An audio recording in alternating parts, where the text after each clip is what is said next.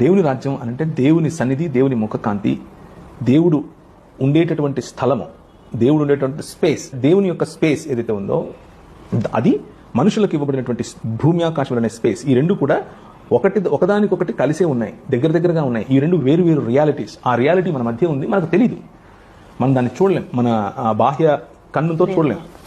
కానీ ఆయన మన మధ్య ఉన్నాడు. ఆయన అన్నాడు, 2-3 ఎక్కడ అక్కడ నేను ఉంటాను అన్నాడు. ఇప్పుడు మన మధ్య ఆయన ఉన్నాడు. సో నేను చెప్పొచ్చేది ఏమిటి అంటే, దేవుని రాజ్యం అప్పుడెప్పుడో ఇంకెక్కడికో వెళితే చనిపోతే దొరికేది కాదు. దేవుని రాజ్యం వచ్చేసింది, వస్తూ ఉంది, ఒకానొక రోజు సంపూర్ణంగా వస్తుంది. దేవుని రాజ్యం అని దేన్ని అంటున్నాం అనంటే, యేసుక్రీస్తుకు విధేయత కలిగి జీవించే జీవన విధానం దేవుని రాజ్య విధానం అని అంటున్నాం. దేవుని రాజ్యం అన్నది ఒక భౌతికమైనటువంటి స్థలం కాదు. దేవుని రాజ్యం అన్నది క్రీస్తు చేత పరిపాలింపబడేవాళ్ళు ఎక్కడున్నా సరే ప్రపంచం అంతట్లో వాళ్ళు దేవుని రాజ్యంలో ఉన్నట్లు అని అంటున్నాం. సో తప్పుగా అర్థం చేసుకోకండి. నేను చెప్పే విషయంలో పరలోకం లేదు అని నేను చెప్పట్లేదు. పరలోకం ఉంది, అది దేవునికి సంబంధించినటువంటిది, దేవుని నివాస స్థలం. భూమి మాత్రం నరులకు ఇచ్చాడు ఆయన.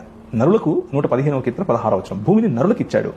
ఆ దేవుడు, పరలోకమందున్న దేవుడు తన సన్నిధిని విడిచి భూమి మీదకు రావటానికి సిద్ధంగా ఉన్నట్లుగా మలాకీ గ్రంథం వరకు ప్రవక్తలందరూ చెబుతూ వస్తుంటే, మత్తయి నుంచి ఆయన వచ్చేశాడని, యెహోవా పంపగా వచ్చినటువంటి యెహోవా ఇప్పుడు ఏలుతున్నాడని, మీకు రాజు పుట్టాడు అని ఇవాంజెలియాన్ అన్న పదం, అంటే ఇవాంజలిజం అన్న ఇవాంజెలియాన్ ప్రకటింపటానికి గ్రీకులు, రోమీలు ఏ సిస్టమ్ అయితే ఉపయోగించారో అదే సిస్టమ్, అనగా దండోరా కొట్టి ప్రజలకు ప్రకటించడం. సువార్త అనేది వెళ్ళి సజెస్ట్ చేయరు, ప్రకటిస్తారు.